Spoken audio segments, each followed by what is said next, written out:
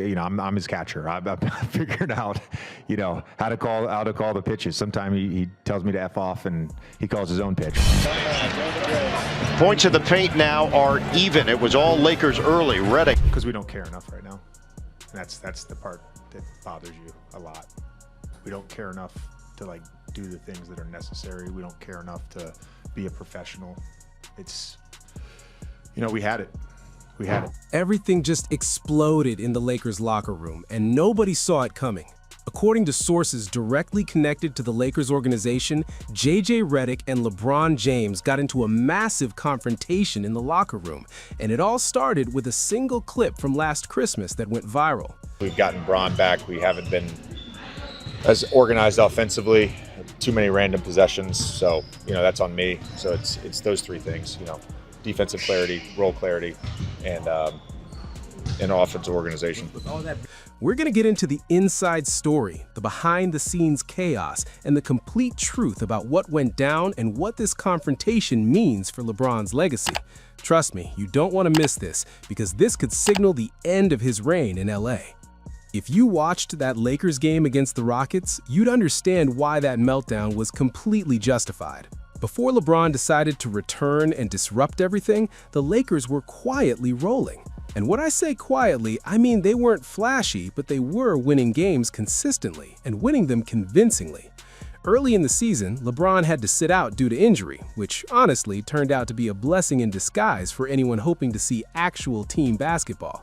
Over the first 14 games without him, the Lakers went 11-3, proving they could function at a high level without him on the floor. They weren't just surviving, they were thriving. They played efficient, intelligent, and surprisingly entertaining basketball. Offensively, the numbers were screaming success. By early December, the Lakers ranked comfortably in the top 5 in offensive efficiency, averaging around 115 points per 100 possessions. Luka Doncic was orchestrating the offense like he'd been running this system for years, piling up points, assists, and creating high-percentage opportunities not just for himself, but for everyone around him. Austin Reaves wasn't just scoring, he was making winning plays, dropping 30-plus points in multiple games, distributing the ball and attacking the basket with fearless aggression that reminded everyone why he's become a fan favorite. Then you had Rui Hachimura spacing the floor perfectly and showing impressive defensive versatility. Basically, every piece of the puzzle was fitting together. Take November 15, 2025, for example. During the NBA Cup stretch, the Lakers faced the Pelicans and absolutely dominated. Luka dropped 24 points and 12 assists, Reaves added 31 points, Ayton controlled the glass with 20 rebounds, and Rui contributed 14 points, and all of this happened without LeBron on the court. You didn't see any hero ball nonsense because nobody needed to force it. The system was doing exactly what it was designed to do. Fast forward a couple weeks to December 1st, 2025, against the Pelicans again, and the story stayed consistent. Luka exploded for 34 points, Reaves added 33 points and 8 assists, and Ayton was a dominant force inside. The team shot efficiently, rotations were crisp, and spacing was perfect. Fans could actually sit back and enjoy watching a game without screaming at their screens. This was what functional basketball looked like, and the chemistry was undeniable. Defensively, the Lakers were locked in too. They were allowing around 108 points per 100 possessions, which put them in the upper tier of league defense. The rotations were sharp, the young players showed discipline, and accountability was built into the system. Nobody had to be screamed at to rotate defensively, it just happened naturally, which is rare defensive maturity from a roster that's supposedly still learning together. And you know what made it even better? The system itself. Ball movement, floor spacing, off-ball cuts, everything that makes basketball feel intelligent and smooth was on full display. They weren't relying on one player to bail them out with isolation plays, and that meant every young player could develop and shine without feeling crushed under the weight of you-know-who. So yeah, in early December 2025, before LeBron returned full-time, the Lakers weren't just winning, they were building a legitimate identity and playing the way a well-coached professional basketball team should operate. And then LeBron came back.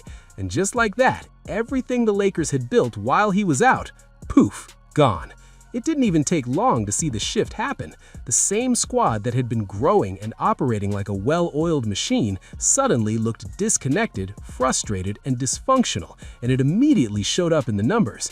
The Lakers' defensive rating, which had been sitting at an impressive 108 points per 100 possessions, suddenly shot up to 117.8 almost overnight. That's not a minor regression, that's a complete defensive collapse. In the 6 games immediately after his return, the team went 2-4. And it gets worse when you realize they lost to teams they had handled comfortably just weeks earlier. Mid-December was supposed to be about building playoff momentum. Instead, it became a showcase in how one superstar can single-handedly drag down an entire franchise.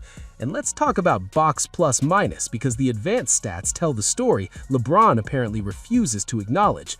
Over 13 games, LeBron posted a minus 4.5, while Luka Doncic sat at plus 2.6 and Austin Reaves at plus 2.9. That's not a statistical anomaly. That's a glaring indicator that while the young core was elevating the team, LeBron was actively dragging them down. Oh, and if you want more evidence, remember how dominant the team looked without LeBron?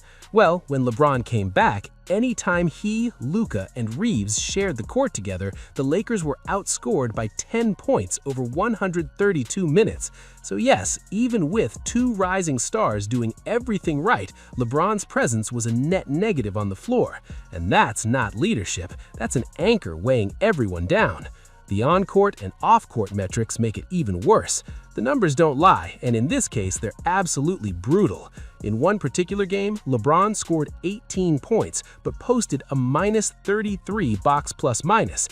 In that same game, there was another teammate who scored 0 points, but only had a minus 29. That's right, the self-proclaimed king actually hurt the team more than a player who didn't even score a single basket. But it wasn't just the numbers. The eye test was painful to watch. Instead of elite basketball, we saw LeBron arguing with referees like he was performing for the cameras and completely ignoring defensive rotations while his teammates scrambled desperately to cover for him. On the shot clock. And again, here we go. Brooks in the middle of it. And LeBron, he's hot. I mean, he is really upset. And if you followed the Lakers long enough, this isn't anything new. Honestly, it's déjà vu from that 2020-21 season. Back then, the Lakers had talent, a functional system, and all the pieces they needed to succeed. But as soon as LeBron was on the floor, it felt like the normal rules didn't apply to him. The front office ignored his defensive lapses, accountability disappeared completely. And now it's the exact same story, except this time it's even more frustrating because we actually witnessed a team that could function without him just weeks before.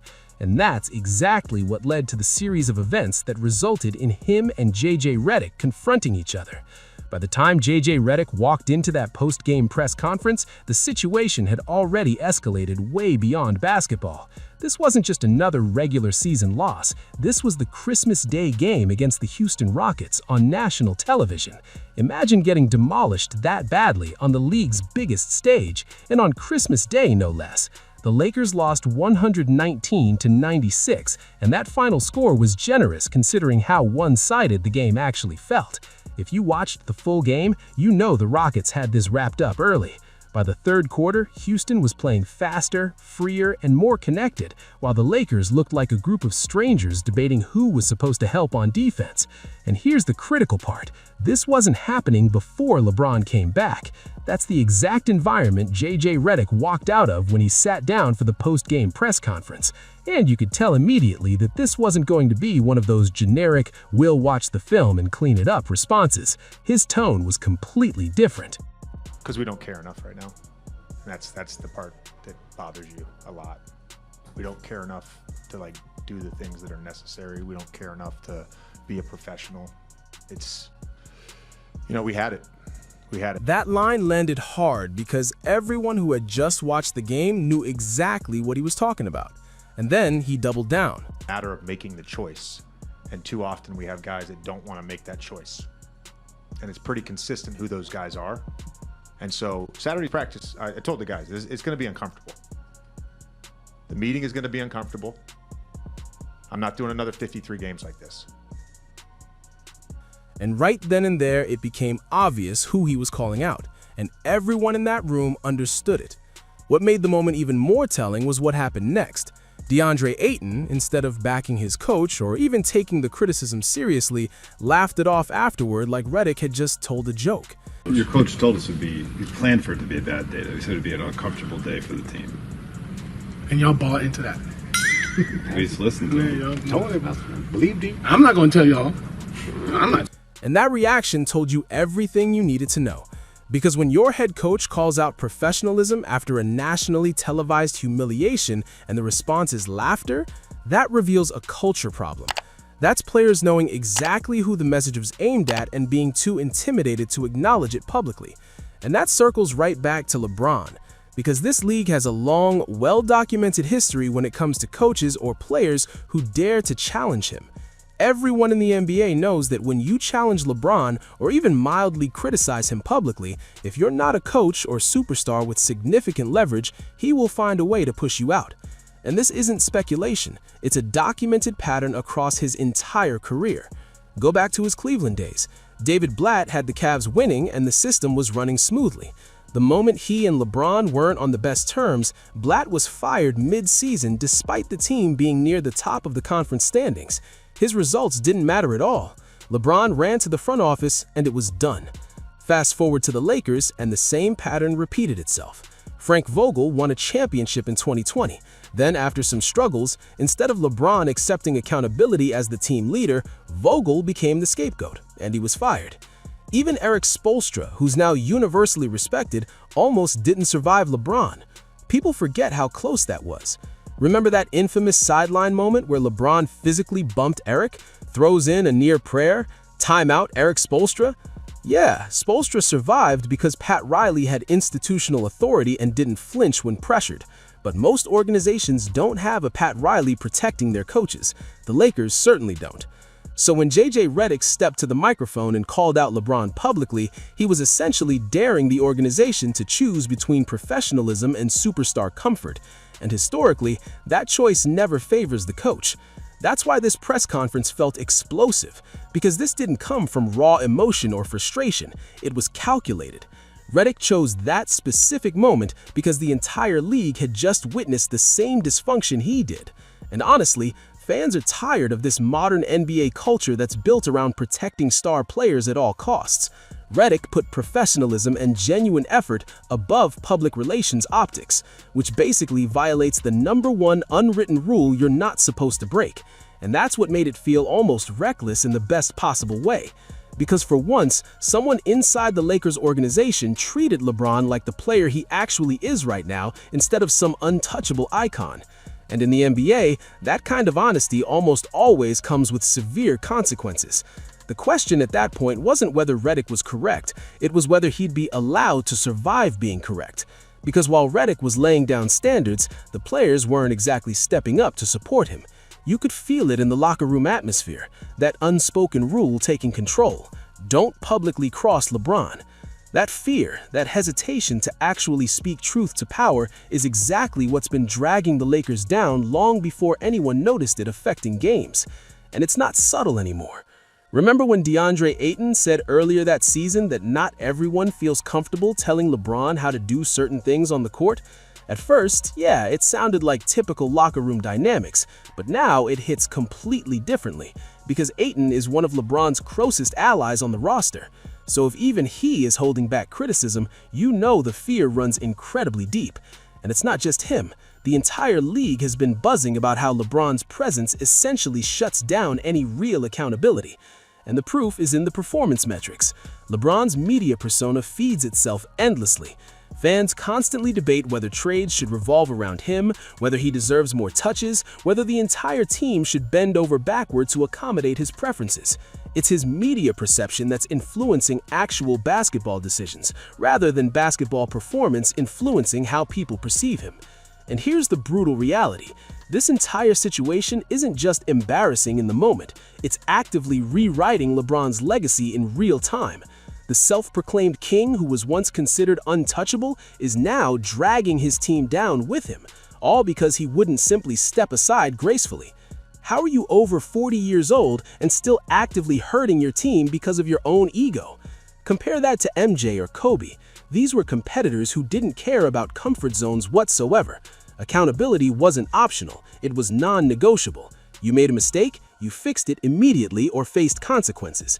Their effort was always dialed to maximum intensity, and the team's success came first. Always. That's exactly why Luka and Redick are the Lakers' real heroes right now.